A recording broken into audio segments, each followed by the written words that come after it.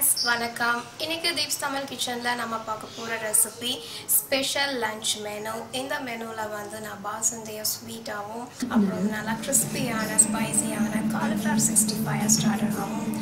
இது குஷி பாப்பாவுக்கு மஷ்ரூம் பிரியாணியை வந்து மெயின் டிஷ்ஷாகவும் ஆனியன் கேரட் ரைத்தா வந்து சைட் டிஷ்ஷாகவும் சர்வ் பண்ணுவாங்க.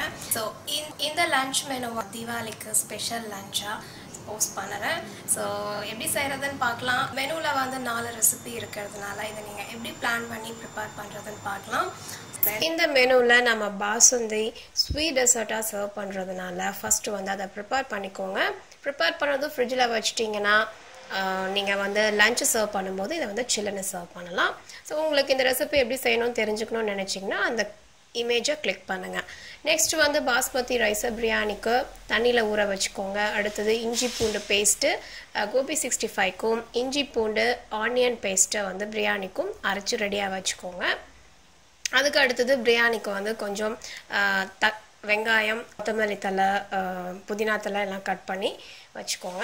அதுக்கு அடுத்தது வந்து நம்ம தயிர் பச்சடி செய்யணும் இல்லையா பிரியாணிக்கு, அதுக்கு வந்து கொஞ்சம் வெங்காயம் அப்புறம் கேரட் இதெல்லாம் துருவி ரெடியாக வச்சுக்கோங்க. மஷ்ரூம் பிரியாணிக்கு மஷ்ரூமை நல்லா க்ளீன் பண்ணி கட் பண்ணிக்கோங்க. அடுத்தது காலிஃப்ளவரையும் க்ளீன் பண்ணி ரெடியாக வச்சுக்கோங்க. ஸோ இப்போ நம்ம எல்லாமே ரெடி பண்ணிட்டோம். பிரியாணி ஃபஸ்ட்டு ப்ரிப்பேர் பண்ணிக்கோங்க. உங்களுக்கு டீட்டெயில் வீடியோ ரெசிபி வேணும்னா இந்த இமேஜை கிளிக் பண்ணுங்கள். மஷ்ரூம் பிரியாணி ரெசிபி நீங்கள் பார்க்கலாம். ஸோ பிரியாணி குக் ஆகிட்டு இருக்க சமயத்தில் அடுத்தது வந்து நீங்கள் ஆனியன் கேரட் ரைத்தாவை செய்யலாம். இந்த இமேஜை கிளிக் பண்ணிங்கன்னா அதை எப்படி செய்கிறதுன்னு பார்க்கலாம்.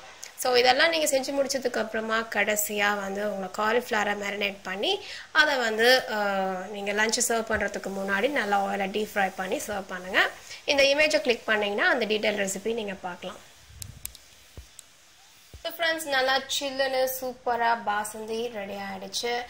நெக்ஸ்ட்டு இன்னொரு பிளேட்டில் ஒரு எலுமிச்சம்பழம் வச்சுட்டு அது கூட நல்லா நறுக்கின வெங்காயம் வச்சுக்கோங்க. இது வந்து எதுக்குன்னா நம்ம காலிஃப்ளவர் 65 சர்வ் பண்ணுறதுக்கு.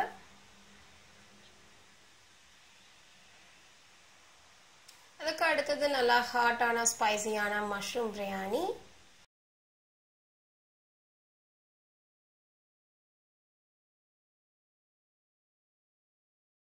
இந்த மஷ்ரூம் பிரியாணி கூட சைட் டிஷ்ஷாக நம்ம கேரட்டும் வெங்காயம் போட்ட தயிர் பச்சடியை நீங்கள் சர்வ் பண்ணலாம்.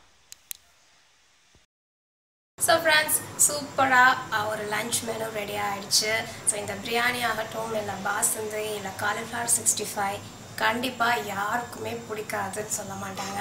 ஸோ நல்லா பெஸ்ட்டான ரெசிபீஸ் எல்லாம் வந்து சேர்த்து ஒரு மெனுவாக க்ரியேட் பண்ணி போஸ்ட் பண்ணியிருக்கேன். கண்டிப்பாக உங்கள் எல்லாத்துக்குமே இது பிடிக்கும்னு நினைக்கிறேன். ட்ரை பண்ணி பாருங்கள். உங்கள் ஃபேமிலியோட இந்த தீபாவளியை சூப்பராக செலிப்ரேட் பண்ணுங்கள். அப்புறம் இந்த வீடியோ உங்களுக்கு பிடிச்சிருந்ததுன்னா மறக்காமல் லைக் பட்டனை கிளிக் பண்ணுங்கள். இன்னொரு இன்ட்ரெஸ்டிங்கான வீடியோ ரெசிபியோட அவங்கள சந்திக்கிறேன். அப்புறம் தீப்ஸ் தமிழ் கிச்சனோட வியூவர்ஸ், சப்ஸ்கிரைபர்ஸ் எல்லாத்துக்குமே என்னோட இனிய தீபாவளி நல்வாழ்த்துக்கள். இனிய தீபாவளி நல்வாழ்த்துக்கள்.